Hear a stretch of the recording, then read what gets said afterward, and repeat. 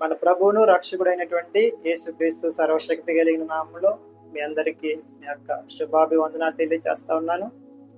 దేవుడు నాకు ఇచ్చినటువంటి ప్రేరేపణను బట్టి మీ అందరితో ఒక విషయాన్ని పంచుకోవడానికి ఈ వీడియో రూపంలో మీ ముందుకు రావడం జరిగింది. నేను నమ్ముతా ఉన్నాను, దేవుడు ఈ యొక్క విషయం ద్వారా, ఈ మాటల ద్వారా వింటున్న ప్రతి ఒక్కరిని దీవించబోతా ఉన్నాడని నేను నమ్ముతా ఉన్నాను. సరే, ఆ యొక్క మాటలు మనందరం ధ్యానం చేద్దాం. సో ఈ విషయం మీ అందరికీ, వినేవారందరికీ అర్థం అవడానికి నేను ఒక స్టోరీ రూపంలో చెప్తాను. మనందరికీ తెలిసినటువంటి స్టోరీయే ఇది. మరి బర్తిమై యొక్క స్టోరీ బైబిల్లో నుంచి చాలా వరకు మనందరికి తెలుసు. సండే స్కూల్ టైం నుంచే మనం ఆ యొక్క స్టోరీని, ఆ కథని మనం వింటా ఉన్నాము. అతడు దావీదు కుమారుడా, నన్ను కరుణించి ఆయన కేకలు వేసినట్టు యేసు ప్రభువు అతన్ని స్వస్థపరిచినట్టుగా మనకి తెలుస్తుంది. సో ఈ విషయాన్ని మనం బైబిల్లో మార్క్ సువార్త 10వ అధ్యాయము 46 నుంచి 52 వచనాలు చదివితే గనక అక్కడ మనం చూడగలుగుతాం. అదేవిధంగా లూకా సువార్త 18వ అధ్యాయము 35 నుంచి 43 వచనాలు చదివితే గనక అక్కడ కూడా మనం ఇదే స్టోరీని మనం చూడగలుగుతాం. సో యేసు ప్రభు ఎరుకో మార్గం గుండా వెళ్తా ఉన్నాడు. అక్కడ ఈ యొక్క త్రోవ పక్కన ఈ బర్తిమై అనే తిమ్మాయి కుమారుడు బర్తిమై అనే గుడ్డివాడు భిక్షం అడుక్కుంటూ ఉన్నట్టుగా మనం చూడొచ్చు. సో అక్కడ ఆ మార్గం గుండా అనేక ప్రజలు వెళ్తా ఉన్న చప్పుడు అతనికి వినబడినప్పుడు ఏమైందంటే ఒకరిని అడిగాడు, ఏంటి ఈ యొక్క సందడి ఏంటి, ఈ మార్గంలో ఎప్పుడు లేదంటే కనుక అతను చెప్తా ఉన్నాడు, నజరేయుడైన యేసు ఈ మార్గం గుండా వెళ్తా ఉన్నాడని చెప్పాడు. వెంటనే ఈ బర్తిమై గట్టిగా కేకలు వేయడం మొదలు పెట్టాడు. అంటే అప్పటి వరకు అతనికి ఎవరు వెళ్తున్నారో తెలీదు, కానీ ఎవరో ఎక్కువ మంది వెళ్తా ఉన్నారన్న విషయం అర్థమవుతా ఉంది. ఎప్పుడైతే ఆ వ్యక్తి అతనికి నజరేయుడైన యేసు మార్గం గుండా వెళ్తా ఉన్నాడని చెప్పాడో వెంటనే ఇతను ఏమని కేకలు వేయడం మొదలు పెట్టాడంటే, దావీదు కుమారుడా నన్ను కరుణించమని కేకలు వేయడం మొదలు పెట్టాడు. అంటే అర్థం ఏంటంటే ఈ బర్తిమైకి యేసు ప్రభు గురించి అంతకు ముందే సమాచారం విన్నాడు. నజరేయుడైన యేసు, దావీదు కుమారుడైనటువంటి యేసు, యోసేపు యాకోబుకు పుట్టినటువంటి యేసు అద్భుతాలు చేస్తా ఉన్నాడని, ఆశ్చర్యాలు చేస్తా ఉన్నాడని, గొప్ప గొప్ప కార్యాలు చేస్తా ఉన్నాడని విన్నాడు. సో వింటూ ఆయన కోసం, ఆయన తన జీవితంలో కూడా అద్భుతం చేస్తే బాగుందని ఇతను ఎదురు చూస్తూ ఉండొచ్చని నేను అనుకుంటా ఉన్నాను. అయితే ఎప్పుడైతే యేసు ప్రభు మార్గం గుండా వచ్చాడో తెలిసిందో ఇతను గట్టిగా కేకలు వేయడం మొదలు పెట్టాడు. చుట్టుపక్కల ఉన్న వాళ్ళు చెప్తా ఉన్నారు, ఓరకుండు, మిగతా జనసమూహంలో నడుస్తున్న వాళ్ళు చెప్తాను, మౌనంగా ఉండు, అరవద్దని చెప్తాను. అయినా ఇతను విపరీతంగా గట్టిగా కేకలు వేసినట్టుగా మనం బైబిల్లో చూడగలిగాం. వెంటనే యేసు ప్రభు నిలిచి వానిని తీసుకుని రమ్మని పిలిచి వాడిని అడుగుతా ఉన్నాడు, ఆ బర్తిమైని అడుగుతా ఉన్నాడు, ఏంటి, ఏం కావాలి నీకు, ఎందుకు కేకలు వేస్తా ఉన్నావు అని చెప్పి అడుగుతా ఉన్నప్పుడు అతడు నాకు చూపు పొందకూర్చున్నాను, దృష్టి పొందకూర్చున్నాను అని చెప్పి యేసు ప్రభు దగ్గర అడిగినట్టుగా మనం చూడొచ్చు.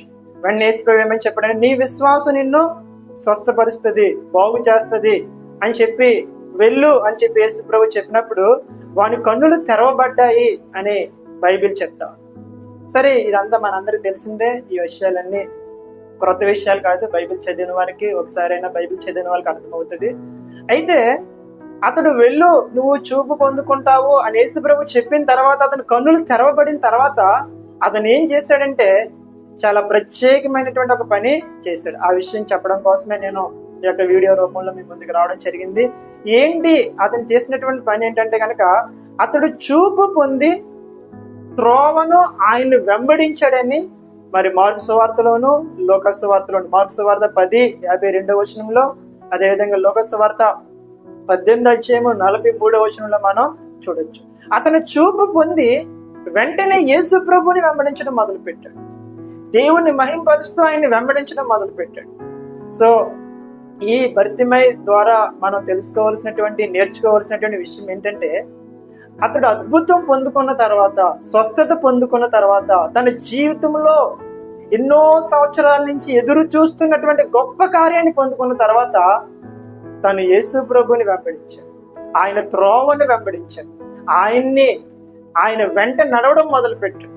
సో ఈరోజు మనందరం నేర్చుకోవాల్సినటువంటి ఒక విషయం ఏంటంటే, మనం ఎవరిని వెంబడిస్తా ఉన్నామా? అద్భుతాలు, స్వస్థతలు, ఆశ్చర్యాలు, సూచక్రియలు ఆశీర్వాదాల కొరకు మనం ప్రార్థన చేసి కనిపెట్టి దేవుడు అవి చెయ్యాలని మనం ఎన్నోసార్లు ఉపవాసాలు ఉండి సేవకుల ద్వారా ప్రార్థన చేయించుకుని మనం ప్రార్థన చేసుకుని సో అవి పొందుకున్న తర్వాత మన యొక్క ప్రవర్తన ఏంటి, మన వైఖరి ఏంటి, అది చాలా మరి ప్రాముఖ్యమైనటువంటి విషయం. ఈ గ్రుడ్డి భర్తిమై యేసు ప్రభుని వెంబడించారు. ఈరోజు చాలా మంది క్రైస్తవులు, మనలో చాలా మంది చేసే ఒక పొరపాటు ఏంటంటే కనుక, ఒక అద్భుతం పొందుకున్న తర్వాత, ఒక ఆశ్చర్యకార్యం పొందుకున్న తర్వాత, ఒక స్వస్థత పొందుకున్న తర్వాత, ఒక ఆశీర్వాదం పొందుకున్న తర్వాత చాలా మంది క్రైస్తవులు ఏం చేస్తా ఉన్నారంటే వారి సొంత మార్గాల్లోకి వెళ్ళిపోతా ఉన్నారు, వాళ్ళ ఇష్టాల్లోకి వెళ్ళిపోతా ఉన్నారు. దేవుణ్ణి వెంబడించడం మానేశారు. దేవుణ్ణి వెంబడి నడవడం అనే యొక్క అనుభవంలోకి రావట్లేదు.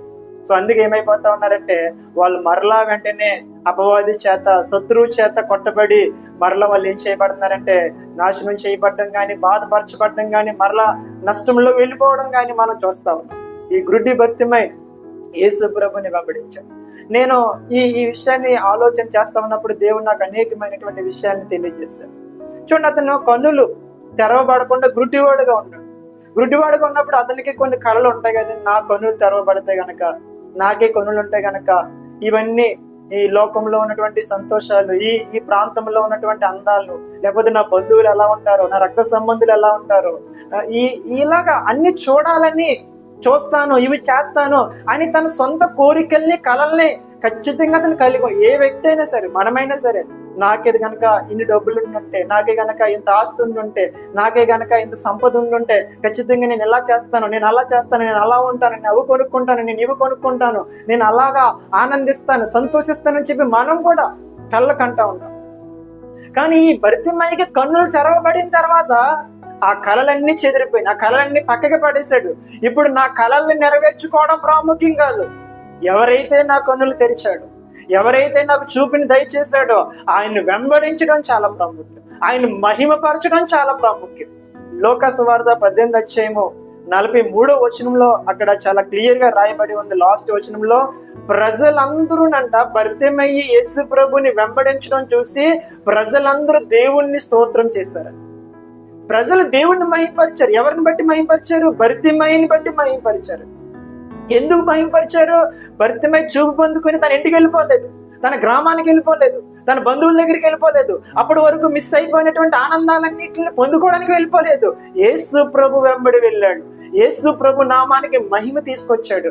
అది చూసినటువంటి ప్రజలు ఆశ్చర్యపోయి దేవునికి స్తోత్రము చేశారు. ఈ రోజు మన జీవితాలు ఎలా ఉన్నాయి? దేవునికి స్తుతిని తీసుకొచ్చే, దేవునికి మహిమను తీసుకొచ్చే, దేవునికి ఘనతను తీసుకొచ్చే జీవితాలుగా మనం ఉన్నాయా? లేకపోతే దేవుని దగ్గర నుంచి ప్రార్థనలు చేసి, ఉపవాసాలు చేసి మనం పొందుకుంటామండి. పొందుకున్న తర్వాత మనం ఎందుకు పోగొట్టుకుంటున్నామంటే కనుక, పొందుకోక ముందు ఉన్నటువంటి ప్రభు యొక్క సాన్నిహిత్యం, ప్రభువుతో మనకున్నటువంటి అన్యోన్య సంబంధం పొందుకున్న తర్వాత ఏమైపోతా ఉందంటే కనుమరుగైపోతాం. నేను చెప్తా ఉన్నాను, ఏ ఆశీర్వాదం అయినా సరే, ఏ సంపద అయినా సరే, ఏ యొక్క సౌభాగ్యమైనా సరే మిమ్మల్ని ప్రభువుకి దగ్గర చెయ్యకపోతే గనక, అది వస్తువైనా, అది వ్యక్తి అయినా, అది లేకపోతే ఎలాంటిదైనా సరే, ధన ద్రవ పదార్థాలు ఏదైనా సరే మిమ్మల్ని ప్రభు దగ్గరికి చేర్చట్లేదు, ప్రభువుకి మిమ్మల్ని సన్నిహిత్యం చేయట్లేదంటే గనక ఖచ్చితంగా అది ఆశీర్వాదం కాదు, కానీ అది నీకు శాపము, అది నీకు నష్టము అని నేను తెలియజేస్తాను. నువ్వు దీవించబడ్డావు అంటే అర్థం ఏంటంటే దేవుడికి నీకున్న అన్యోన్య సంబంధంలో కూడా వర్ధిల్లాలి. నీ ఆశీర్వాదం కేవలం భౌతిక పరంగా వర్ధిల్లడం కాదు, నీ ఆశీర్వాదం కేవలం నువ్వు ఈ లోక సంబంధమైనటువంటి ఆర్థిక విషయాల్లో, సామాజిక విషయాల్లో, లేకపోతే స్థితిగతులు మారిపోవడం కాదు, ప్రభుతో నీ సన్నిహిత్యం కూడా మారిపోవాలి. నువ్వు ఇంకా సమీపం అయిపోవాలి, నువ్వు ఇంకా దగ్గర అయిపోవాలి. అలా జరగట్లేదంటే కనుక అది ఆశీర్వాదం కాదు. అలా జరగట్లేదంటే కనుక అది నీకు ఆశీర్వాదం తీసుకొచ్చే విషయం కాదు, అది నీకు నష్టాన్ని తీసుకొచ్చే విషయం. ఈరోజు నేను చెప్తా ఉన్నాను, మనలో చాలా మంది ఆశీర్వాదాన్ని స్థిరముగా అనుభవించలేకపోవడానికి కారణం ఏంటంటే, మనలో చాలా మంది ఆశీర్వాదంలో వర్ధిల్లలేకపోవడానికి కారణం ఏంటంటే, దాని యొక్క పరిపూర్ణతను చూడలేకపోవడానికి కారణం ఏంటంటే, మనం ఆశీర్వదించబడిన వెమ్మటే మనం ఏమైపోతా ఉన్నామంటే మన సొంత మార్గాల్లోకి వెళ్ళిపోతాం, మన ఇష్టాలను నెరవేర్చుకుంటా ఉన్నాం, మన కోరికల్ని తీర్చుకుంటా ఉన్నాం. అందుకే యేసుప్రభు చెప్తా ఉన్నారు, యోహాను సువార్త 15:16 ఉంటది, మీరు వెళ్ళి ఫలించుటకును మీ ఫలము నిలిచి ఉండుటకును నేను మిమ్మల్ని ఏర్పరచుకుని నియమించుదని చెప్తాను. అంటే అర్థం ఏంటంటే దేవుడు కేవలం మనం ఆశీర్వదించబడ్డానికే మనల్ని ఎన్నుకోలేదైనా, ఫలించడానికే మనల్ని ఎన్నుకోలేదు. ఆ ఫలములో మనం నిలిచి ఉండడానికి, ఆ ఆశీర్వాదంలో మనం స్థిరపరచబడ్డానికి, ఆ ఆశీర్వాదంలో మనం వర్ధిల్లడానికి దేవుడు మనల్ని ఏర్పరచుకున్నాడు. ఎప్పుడు మనం వర్ధిల్తామండి? పైన మన వచనాల్లో యోహాను సువార్త 15 చదివితే కనుక, నా యందు మీరు, మీ యందు నా మాటలు ఏమవ్వాలి? నిలిచి ఉండాలి. నాలో మీరు నిలిచి ఉండాలి, మీలో నా మాటలు నిలిచి ఉండాలి. అప్పుడు మన ఇద్దరం ఒకరి యందు ఒకరు నిలిచి ఉంటాం. తర్వాత ఏమవుతారంటే మీరు బహుగా ఫలిస్తారు అని యేసుప్రభు అక్కడ చెప్తున్నట్టుగా మనం శిష్యులతో మనం గమనించవచ్చు. దయచేసి ఈ మాటలు వింటున్నటువంటి ప్రియమైనటువంటి ప్రజలైనటువంటి మీ అందరికి నేను తెలియజేసే విషయం ఏంటంటే, మీరు ప్రభువుని వెంబడించాలి. మీరు ఎవరిని వెంబడిస్తున్నారో ఒకసారి ఆలోచన చేయండి. సేవకుల్ని వెంబడించడం మంచిదే, ఎంతవరకు అంటే కనుక కొంతవరకే.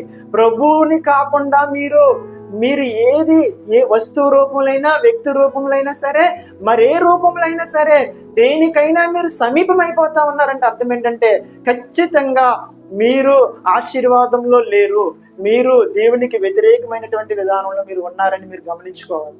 ఎవరికి వాళ్ళు మనందరం కూడా మన హృదయాల్ని దేవుని వాక్యపు వెలుగులో పరిశీలన చేసుకుని, గ్రుడ్డి భర్తమే మనకు చెప్తా ఉన్నాడు, రే ఆశీర్వదించబడ్డం అంటే ఇది, ప్రభువుని వెంబడించాలి, నీ సొంత ఇష్టాలు నెరవేర్చుకోవడం కాదు. ఈరోజు చాలా మంది ఒకప్పుడు నేను జీరో అండి, ఇప్పుడు నాకు దేవుడు ఎంత ఇచ్చాడండి అని చెప్పి వాళ్ళు దేవుని రాజ్యం కోసం కాదు, వాళ్ళు దేవుని యొక్క సంఘం కోసం కాదు, వాళ్ళు దేవుని యొక్క ఇష్టం కోసం కాదు, వాళ్ళు దేవుని యొక్క చిత్తం నెరవేర్చబడడం కోసం కాకుండా నేనేం చెప్తుంది జరగాలి, నేనేం చెప్తుంది చేయాలని చెప్పి వారి సొంత ఇష్టాల్ని రాజ్యాల్ని కట్టుకుని నెరవేర్చుకునే వారిగా ఉంటా ఉన్నారు. ఈ రోజు దయచేసి గ్రుడ్డి భర్తమై అతను కన్నులు తెరవబడక ముందు ఎన్నో కళలు కని ఉంటాడు, కానీ కన్నులు తెరవబడిన తర్వాత నా కళలు నెరవేర్చుకోవడం ముఖ్యం కాదు, నా ప్రభువుని మహిమపరచడం ముఖ్యమని అతను గమనించాడు. ఈ రోజు చాలా మంది, మనం కూడా అంతే, ఎన్నెన్నో కళలు మనకు ఉండొచ్చు, మన ఇష్టాలు ఎంతవరకు అంటే కనుక దేవుని చిత్తానికి,